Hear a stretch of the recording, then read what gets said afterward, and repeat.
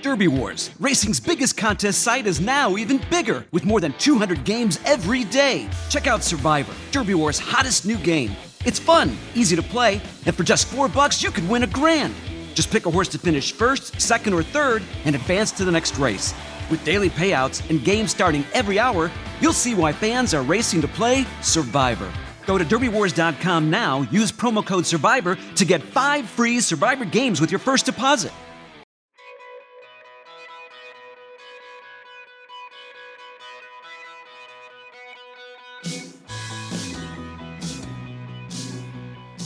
Hello and welcome to another edition of HorseCenter, everyone. It's a Kentucky Derby Watch edition, of course.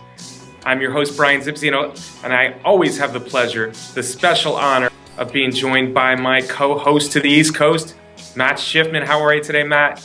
I'm good, Brian. Is it too early for me to start packing to head to Louisville? Come on, Matt. I'm going out there at least once every day. I'm out there every morning. I'm sometimes in the afternoon. Churchill's the place to be right now, and it's just not quite as special as it would be if you were here with me. But come on out as soon as you're able. We have a bed ready with your name on it. Excellent. I saw on Twitter they're calling you Backstretch Brian now.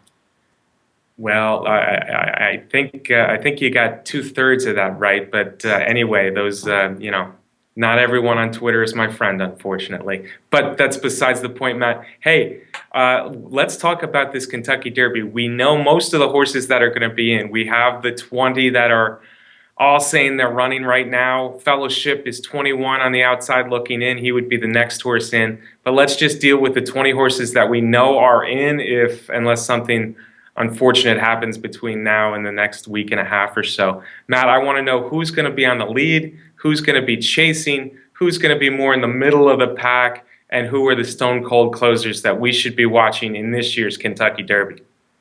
This is an essential part of handicapping the Kentucky Derby. You got to break them down, and when you do it, you're starting to get an idea of possibly how the race might run and who's going to be where.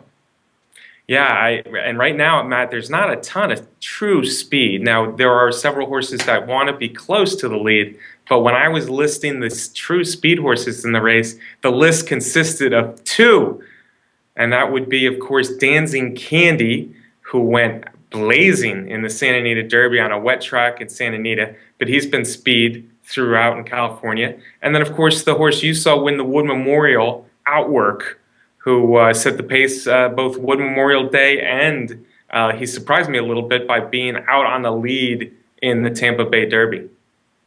Yeah, I completely agree with those, Brian. I thought about Nyquist a little bit because of the way he ran in the Florida Derby going to the lead. Nyquist has got the great tactical speed, and I guess if he got in a situation, he could be a little bit more forwardly placed or a little bit more in a stalking position.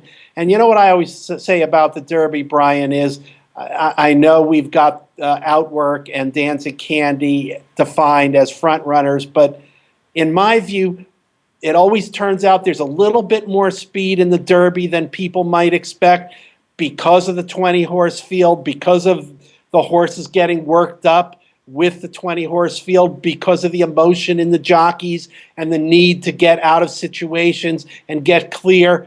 I always feel like there's going to be more pace than people might necessarily anticipate. Matt, you sound like me. This is something that I've been saying for years, although this did not necessarily come true last year, where the classy horses, talking about Dortmund with Firing Line and American Pharoah close behind, kind of led the whole way. They led all the way around, of course, but also the fractions weren't too fast. A lot of people are saying because of the point system, there's going to be less cheap early speed or less sprinter types. I'm not sure. But on paper, yeah, it looks like Dancing Candy and Outwork are 2 of the ones that we know will be out there. Now, we have on the stalker list, I think, a bunch of interesting horses. You've already mentioned Nyquist, who I don't think will be on the lead in the Derby like he was in the Florida Derby. He's shown some versatility, the Breeders' Cup Juvenile, for instance, where he can come from a little bit off it. But I think he certainly will be forwardly placed, like you mentioned. I would also put in another one of the favorites, Gunrunner, coming off the Louisiana Derby, as a horse that should be close. Also on my stalker list, or our stalker list, Matt, we have Mohayman, we have Destin. I also threw in Shagaf on that list. I think he was farther back in the Wood Memorial than was his norm, and I would expect him a little bit closer come May 7th. Yeah, and that's exactly when you and I thought about this separately. That's exactly where I had Shagaf. Also, I put him with the stalkers, and Majesto is another one that for me was a little bit maybe stalker, maybe a little bit farther back. I think it's going to depend on the way the race plays out for him also.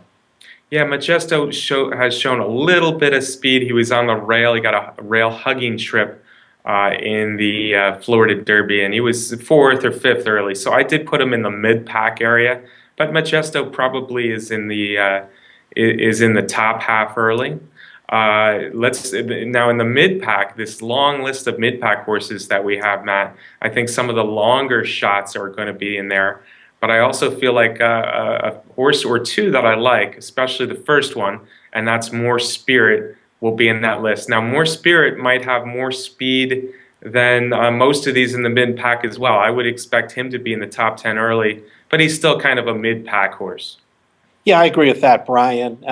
He's when he's been running in California, those have been pretty much in smallish fields, so he could just kind of sit a little bit closer. But I think in the big Derby field, he's going to be more mid-pack, farther back than he had been, and that might turn out to be a good thing for him. Yeah, mid-pack where he can finish up. By the way, Matt, he worked this morning. He looked good doing it. He had some new blinkers fitted, and I think More Spirit is a horse that I'm going to continue to like more so than you. So we talk about More Spirit maybe still being in the top half, but more mid-pack. Majesto, another one. Other horses that we have on our mid-pack list here, Matt, is Lonnie, who actually got off to a stumbling start in the UAE Derby, but kind of moved up pretty quickly during the race. Tom's Ready makes sense somewhere in the middle. Trojan Nation, one of the longer shots as a maiden. Oscar nominated, the Polytrack horse, generally is in mid-pack early. I'm not big on any of those, although the horse I kind of put at the back of the mid-pack, Whitmore, a little bit more interesting. And Whitmore this week, Matt, two things I want to say about Whitmore. I talked to Ron Moquette this morning, and he said he would not change places with anyone, and he certainly did not say that last year, so slightly interesting there. Also, he's the lucky recipient of Victor Espinoza this year's Derby, and of course Victor has won 5 of the last 6 Triple Crown races. Sure has. This might annoy some of our HorseCenter fans, but I'm not sure that that's a great combination. Victor Espinoza and Whitmore. I think Victor's had a lot of success with horses running close to the leader, stalking. But definitely was the jock to grab on Whitmore. Yeah, I mean, you're getting one of the best in the business. Ron told me that he, of course, just wants a good trip, and a good jockey helps with that, a jockey that knows how to maneuver through the 20. But yeah, Whitmore probably is going to be farther back than his previous winners, War Emblem, California Chrome, and of course American Pharoah, although Whitmore's had some trouble early too, so I don't know if he wants to drop super far back. Now, dropping a little farther back, we have the closers, the stone cold closers, Matt. Some of them will be even farther back than others, but I think there are 6 horses here. I would not have put Exaggerator on this list a month or 2 ago, but after his last 2 races, I think Exaggerator is on this list, and every one of these horses interests me. Right now, I'll just run down, Matt. Exaggerator, Motom, Brody's Cause, Sudden Breaking News, Creator, and My Man Sam. There's not a uninteresting horse on that list of closers. I completely agree with you, Brian. Every one of those horses is going to be part of my trifecta play. I like them all. They all have a great chance to come running at the end. Brian, do we know for sure about the jockey on Motom? Yeah, Motom is confirmed. Motom will be ridden once again by Corey Lanery, who is one of the best jockeys here at Churchill Downs, meet after meet. Of course, Corey was aboard both times when he struck trouble. in the fairgrounds, where he was third in the Risen Star and fourth in the Louisiana Derby. They're going with Corey Lanerie. They're sticking with him, and hopefully he doesn't find the same trouble that he found twice in a row in New Orleans. There's plenty of other trouble to find in the Derby instead of repeating that incident again. Absolutely. Now, Brody's Cause coming from Keeneland. You have two horses coming from the Arkansas Derby. Sudden breaking news creator, My Man Sam, as well, coming from Keeneland behind Brody's Cause. An Exaggerator coming from the Slop. I agree with you, Matt, the Slop of California, that is. I agree with you in that all six of these folks are horses that are almost must-plays if you're looking at especially trifectas and superfectas, because you are going to have fast-closing horses pass tiring horses late, and this list nicely fits the bill. All right, Matt, so we talked about where these horses fit in as far as what type of horses they are. Are you ready to give me some fractional times that you think might come true in this year's Kentucky Derby? Last year wasn't real fast. That's a tough question. You know, I was gonna add that exactly what you said. It's not going to be the fraction so much, but there are going to be a lot of horses, regardless of the fractions, that when they hit the turn and start heading into that magic extra eighth of a mile, that eighth of a mile that takes them from 9 furlongs to 10 furlongs, regardless of the pace, they're going to be quitting.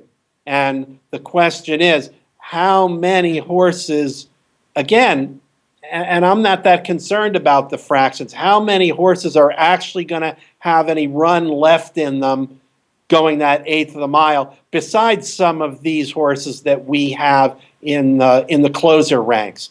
I know we're not going to have Palace Malice type of rogue front runner out there putting up a 109, or at least I assume we're not going to. But it's hard to know how the track will be playing.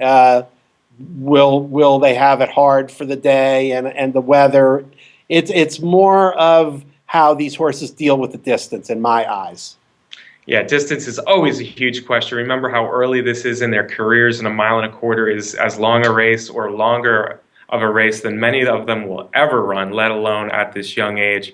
I agree with Matt. So I think, folks, if you're listening to Matt and I, you are going to see a faster pace than maybe some other talking heads are predicting. I see this pace as very well possibly under 111. And if they're running 110 and change, that becomes a very difficult task for 1, 2, 3, 4, 5, 6 horses on or near the lead.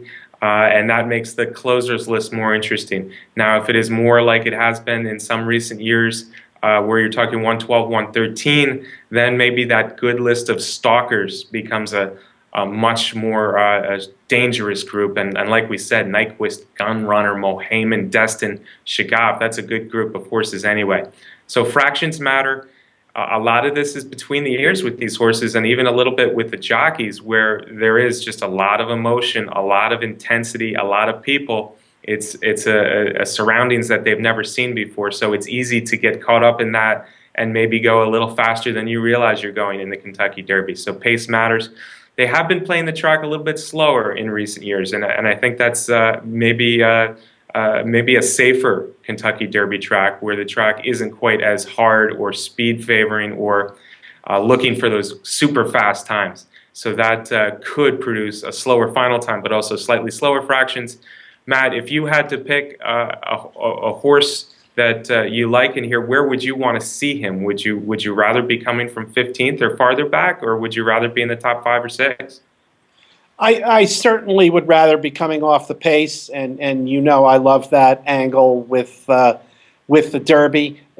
I kind of have the Derby envisioned now as a race where maybe one of the horses that is on the pace or pressing the pace, and I say maybe one of those horses will be around at the end, but I wouldn't be surprised if we kind of have a Kentucky Derby this year that resembles maybe the Orb Kentucky Derby, where the horses that are out front, and I know that was a faster pace, but that was just the one horse.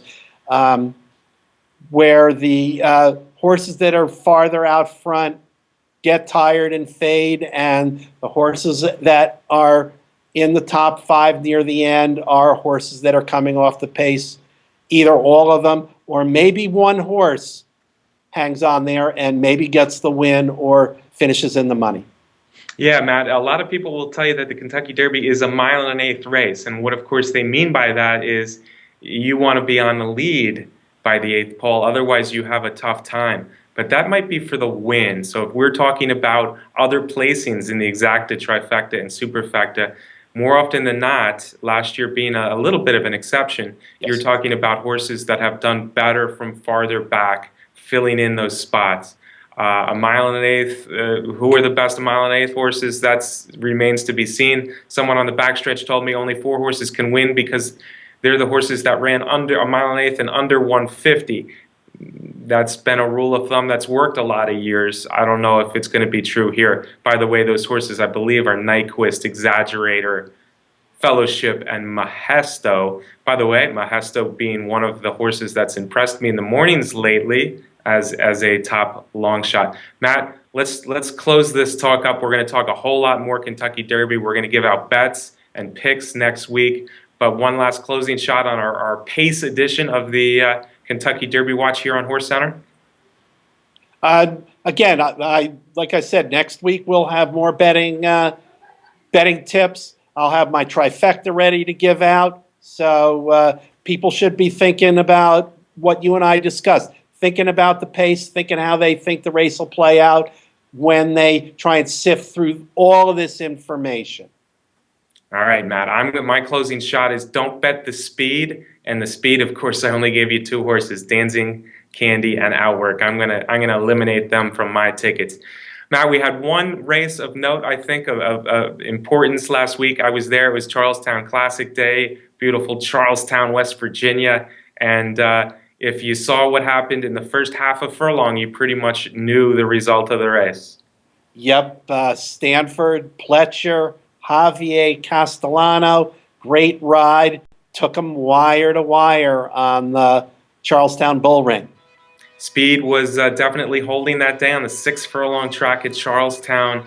Stanford did what he needed to do. He got out there. Javier Castellano, Todd Pletcher, as Matt mentioned. Donworth, the favorite, broke a little slow, and I think the wide trip just killed him. Paige McKenney, let's give a shout out to Paige McKenney. Second all the way around the Mid-Atlantic horse is just a really, really nice horse. Matt, that's it for another edition of HorseCenter Kentucky Derby Watch. We'll be back next week, folks. Matt, I want to thank you for joining me again today. It's my pleasure as always. I want to thank Ember Mar and say I'll see you next week. See you next week. Don't forget about our sponsor, Derby Wars, the best contest site out there. Thank you, Ember Mar, and thank you for joining us. We'll see you next week.